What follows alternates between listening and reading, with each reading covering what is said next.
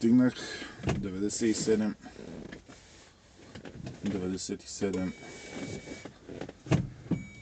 километра, така че сега започвам да въртя в района с идеята да видим след колко време батерията ще се изтощи. Въобще не ме радва това, че ще се наложи да бутам, но това е положението. Тестът е важен и смятам да го изпълня. Искам да имам някакво спокойствие за пробега, който мога да премина.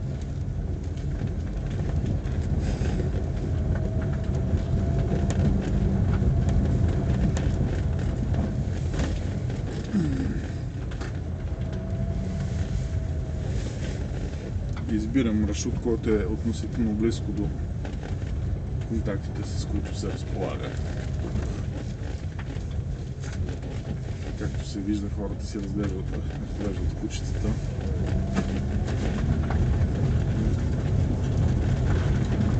Тесен си маршрут.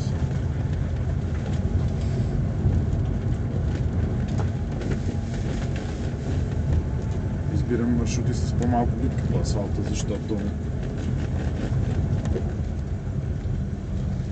окачването е твърдо и всяка дупка се усеща твърде много.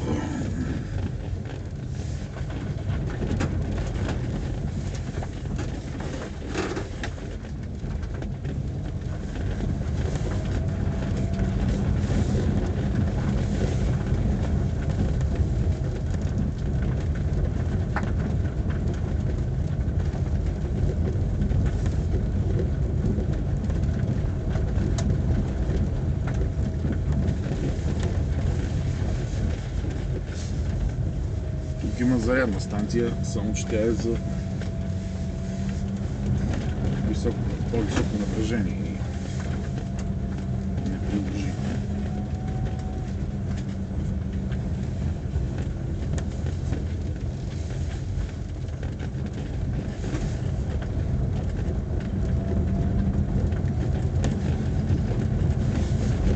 Започва да изгрява слънцето, но въпреки това дишаме вътре в колата се запотява стъклата, така че се налага да карам със сякънцето и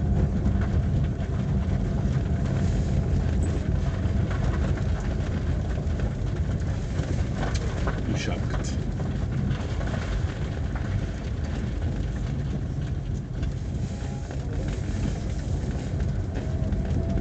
Да, маршрут без дупки.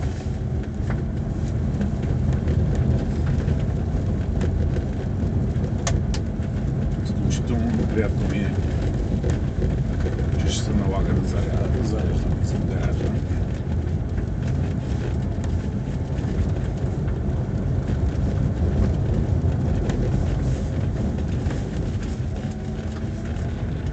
Замених таймера. Сега зареждах между 4, между 2 и 4. Обаче прецених, че нощната тарифа би покривала от 4 до 6 и съответно това е по-добър период, тъй като сутрин бих имал възможно по-голям заряд наличен. Не бях съвсем сигурен дали мога да тръгна, тъй като индикаторчето, което има отстрани, показваше мигаше червено, зелено. При заряд същият индикатор беше в червено. В един момент светна зелено, което означава, че може би се дозареди. Неприятно е, че индикаторът на панела не показва наличния заряд в батерията. Но пък така или иначе, измерването на напрежение не е достатъчно точно.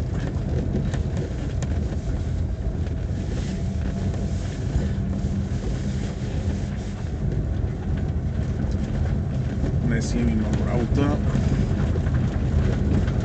Цяло 23-та година беше много спокойна година, с много задачи за изпълнение. Успях да изкарам доста добри пари.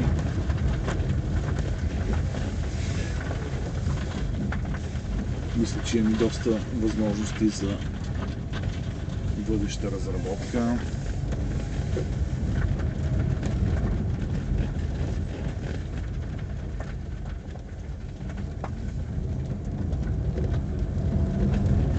Самия факт, че успя да стана доцент през тази година, не е никак малко. Това не го донесе допълнителни приходи. Товарваме, защото иска да си конкретни дни, конкретни часове. Има оформена документация. В следващата година сме живи и здрави. Очаквам също да са прилични приходите. Колкото и да е негативно настроено част от обществото, живота в България драстично се подобри. Не мога да кажа, че живея по-зле, отколкото 2005 година в Белгия. Разликата е, че разликата е почти 20 години. Просто, че не съм на 25. Но така. Ще бъде любопитен вариант, когато ще трябва да намирам майстори за ремонти.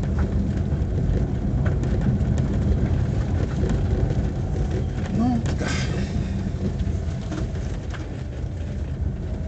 Ето сега има възможност България да бъде част евентуално от шенгенското пространство, което би намалило нуждата от емиграция.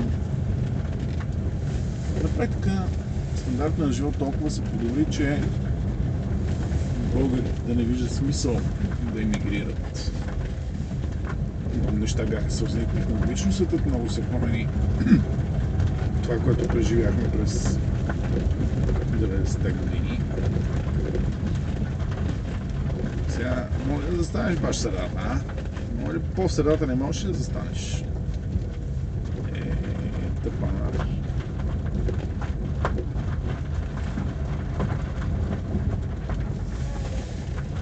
Не, това е просто българин, не е уникално нещо.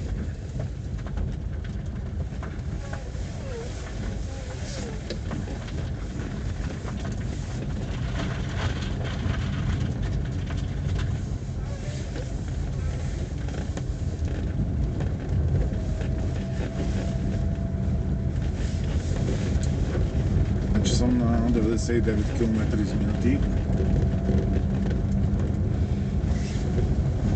Започва да захланява кабината.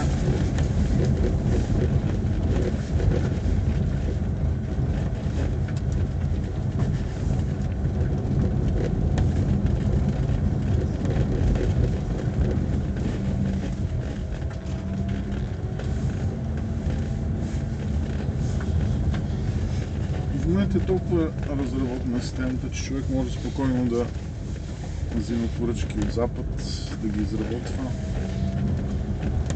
Понякога гледам хората как гледат електромобила. Все още са рядко за слух. Аз самия гледам по същия начин. Онзи ден видях едно жълто.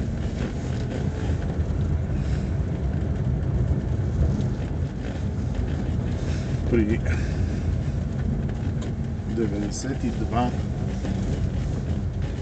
и 5 до 94 и 5, не 95 и 7 км. Това е пробега от вкъщи до работа. Много романтично тръгнах първият път да шофирам.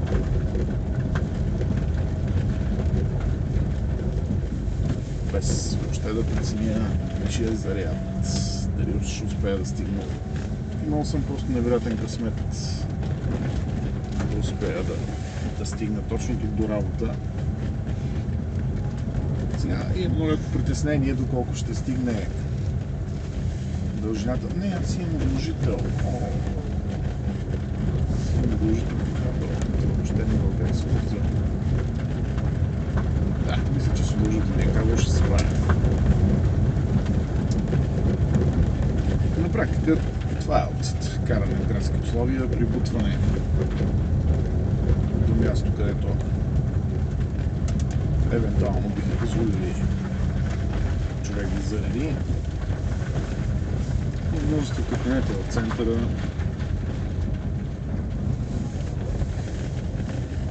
Така че това е също вариант, който възнамерявам да използвам.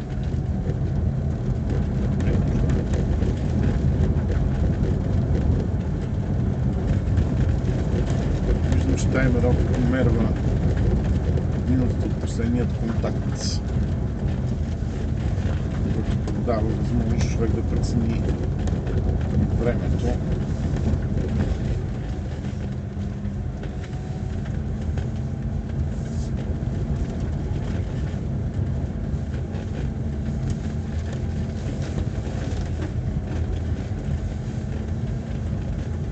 На практика до сега имаше доста слънчеви дни, но страховете ми шофиране, падане на заряда ми позволиха да използвам в реален ежедневен ден АТВ-то.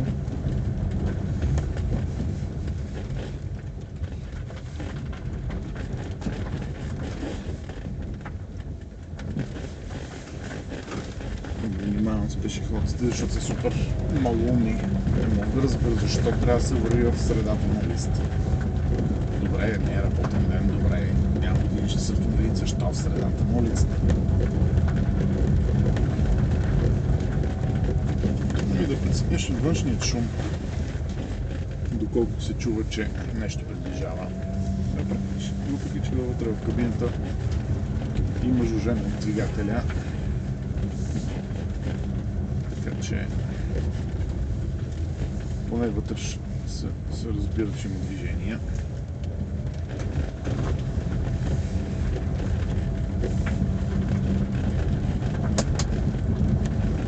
Предполагам, че това са едни от последните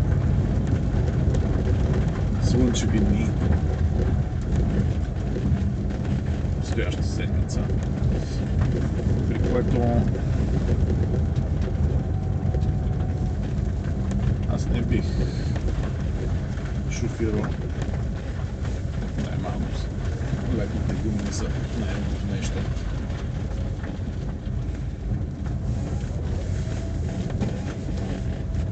Което означава, че ще изчакам чак в сухите моменти на пролетта. Този път има много камъчета. Всяко камъче се усеща.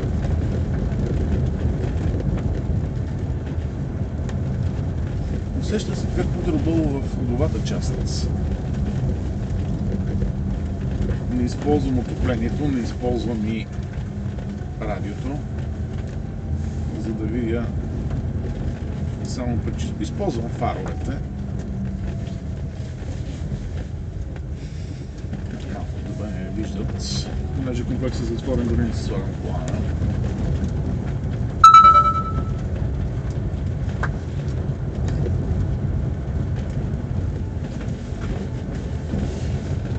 Забелязвам в YouTube, че много ютубъри шофират и правят своето устно изложение по време на шофиране. Някак си ми се струва шизофренично човек да говори сам на себе си, което всъщност е и момента. Аз бих се справил много по-добре с събеседник. Глеждам зарядните станции, но не са 220 волта. Не биха свършили работа. Един такъв автомобил може би се оправдава комплексите от детството, когато човек не е имал детска електрическа кола. Не е рационален за използване. Може би беше просто една покупка, която направих, която ще престоява много дълго време в гаража. Ето, поредния пешеходец. Кръстовището централно. По средата ми вали, по средата. Нищо, че е пластмас. Не шатна, ще си за последен.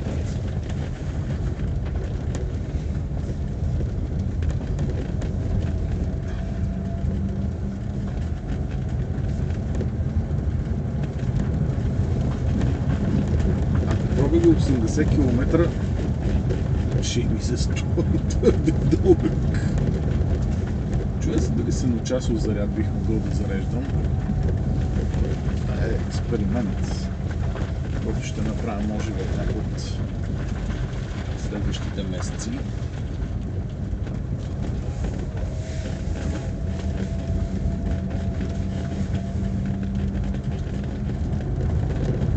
Индикаторът на батерията показва пълен 8 км в момента.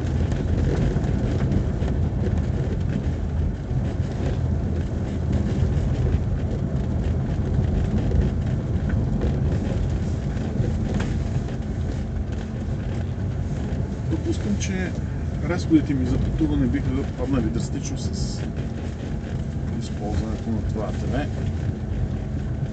Но за момента дизеловото гориво е недостатъчно приемлива цена. Така че не възнамерявам да се замени основния автомобил. Използвам таблет с доста тривиална камера. Надявам се да има повече памет, така че успешно да се помисли по-дълги часове на запис.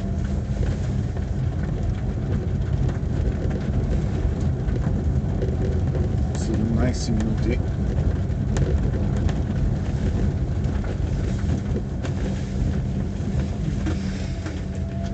Може би е проблем, че шофирам без спирани потегляния, които практически се разходват повече енергия. Особено потегленията. Надявам се времето да се стопи значително и да направя прибиране до вкъщи още по светлата част на деня, дори в най-топлите часове. Въпреки че е почивен ден, изключително ме сърбят ръчичките да се качи да поработя. Но тъй като знам, че в други дни от годината няма да жертвам толкова време, днес съм се заинатил и съм решил да проведа този експеримент с пълния разряд за движение. Най-малкото топлото даже индикация, която може да ми бъде полезна.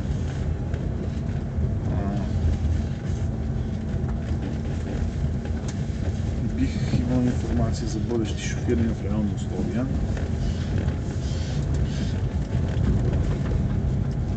Странно е, българите постоянно се оплакват, че живеят лошо, а в същото време изключително малка част опитват да положат усилия, за да подобрят своя живот. Ето, примерно, сега една дълга серия празници. Икономиката е почти замряла. Работи само интензивно секторът на услугите. Ресторанти, ски курорти. И причината да живеем зле е точно защото икономиката не е на своя максимум, а макроекономическата рамка, колкото да е важна, се определя от отделния индивид. Отделната боромичка, системата, която отказва да се върти ефективно.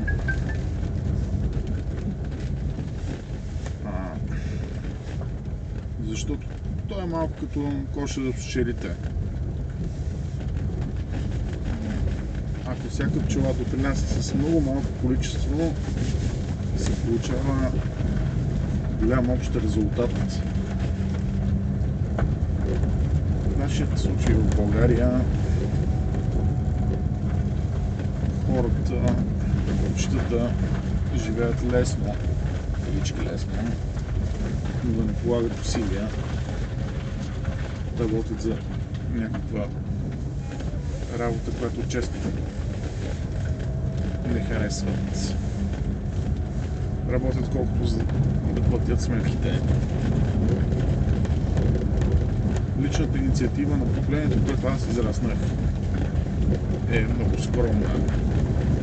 Може би новите поколения, които няма как да имат спомен от комунизма, биха били много по-прогресивни и съответно много по-предприемчиви в това, което правят. Съответно, ето аз в момента работя на 3 места. Мога да кажа, че е приятно. Пробвах клаксона. Няма да ми се даде възможност да го пробвам друг път. Имам 2 трудови договора, което е доста ефективно. Имам и допълнителен подизпълнителски договор. Не зная защо хората нямат желание да разработят нещо свое. Ето, преди 2 седмици публикувах последната си книга. Отнеми 1 година да напиша. Писането на книга не е тривиално нещо. Човек трябва да има какво да каже на хората, но да си живял 30 години на този свят и да нямаш какво да кажеш на хората е много отчаиващо. Образователната система подготвя, струва изключително много пари. В образователната система се изливат стотици милиони. Подготовка по 12 клас обучение. Нещо, което цялото общество заплаща. И носталгията, конституционализма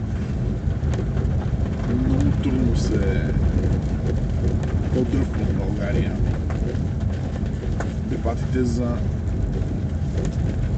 излизането на свободния пазар за електроенергия бяха изключително напрегнати, политически използвани.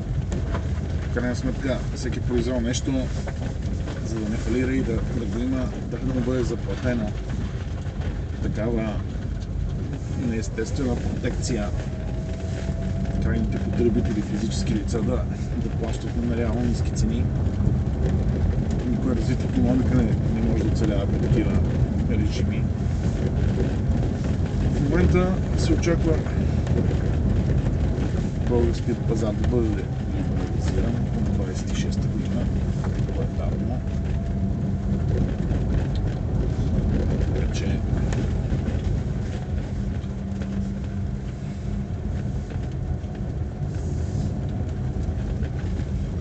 тази трансформация от социалистическа държава към държава със свободен пазар постепенно се случва. За жалост, щетите нанесени за 45 години тоталитарен режим се оказва, че трябва да бъдат коригирани с други 45 години на демократично развитие и свободен пазар. Няма как да кажа, че такова нещо не ме разочарова, тъй като голямата част от моя живот за жалост ще премине точно тези 45 години корекция. Не, че нямаше своя чар, разбира се, защото когато хората са подложени на напрежение и дават най-доброто от себе си, и това направи моето поколение успяващо. Да, без някакви екстремни върхове, но със знания, с умения, с увереност да управляваш собствения си живот. Научихме се по неволя сами да поемем отговорност за собствената си съдба. Забелязвам съвременните поколения, особено в семейства с малко повече възможности финансови. Дечицата имат всичко и желанието им да полагат усилия и да се учат, да създават неща, които след това да могат да превърнат в свой източник на доходи, е доста по-скромно. Всеки, който помни годините между 93-та като Луканов и 97-та Жан Виденов, знае много добре за какъв невероятен икономически колапс ставаше дума. В тези времена хора с образование, хора с професии въобще не можеха да си намерят работа. В този период бяха югославските войни, на практика техния край, който се случи 96-та година. Края на югославските войни беше белязан с военна операция на НАТО над територията на Сърбия, която отказа най-голямата воюваща страна Сърбия от военния конфликт. Преди войната в Украина, югославските войни бяха най-кръвопролитният инцидент след Втората световна война. Макар и да не харесвам украинците нито като хора, нито като държава, изключително им съчувствам на това, което им се случва, тъй като са изправени срещу много по-силен агресор с много повече човешки капитал. Агресор, който предпочита да убива цивилно население, пред това да воюва, спазвайки някакви конвенции. Много хора подценяват, но 1945 година България се явява окупирана държава от Червената армия и точно ние, българите, изхранвайки тази армия 3 години, трябва да сме най-наясно какво означава ти да нямаш своя суверенитет. Марионетно правителство, което след това променя и се хода на историята за България. Два опита българската държава да изгуби суверенитета си като Съветска република, ако хората воювали за свободата на съвременна България, като Раковски, Ботев и Левски, можеха да са живи, когато нашите елити социалистически се опитаха да подарят България на Съветския съюз, тези хора биха предпочели да умрат 5 пъти още. И по-мъчително дори. Има някаква наслоена русофилия в една значителна част от българското общество. Неприятно е да се спори с тези хора. Те не разсъждават, не могат да подложат теза на критичен анализ. Много често моят разговор с такива хора завършва с Раковски, човекът изказал своето мнение, включително писмено и запазено до ден днешен, за тогавашна Русия. И той е единственият, който е бил съвременник, който е живял и който се е бил и дал живота си, за да можем ние да имаме суверенитет и да съществува тази България, съвременна България, в която живеем. И не мога да разбера защо това са точно безродниците на Румен Радев. Хора, които биха връчили в лапите на руските кръволоци нашата държава. Когато кажа такова нещо, моментално получавам класическите епитети на руските предатели, че съм джендър, че съм суросоид. Тези хора просто не осъзнават, че човек може да бъде просто българин, без да е болен русофил.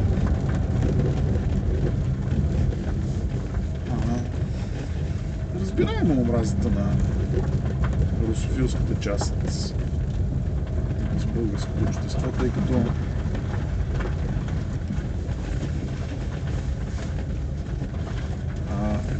омразата идва най-вече от военните кампании, провеждани от Съединените щати в много части от света.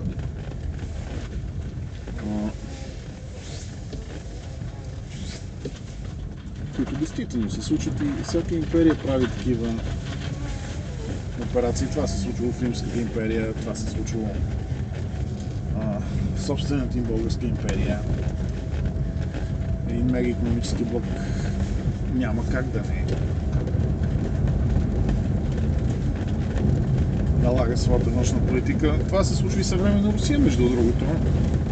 За последните 30 години руските военни операции зад официално признатата и територия са изключително много. Чеченската война, Абхазия, Осетия, намеса в Ливия, в Сирия, намеса в много африкански републики. И всичко това е много странно.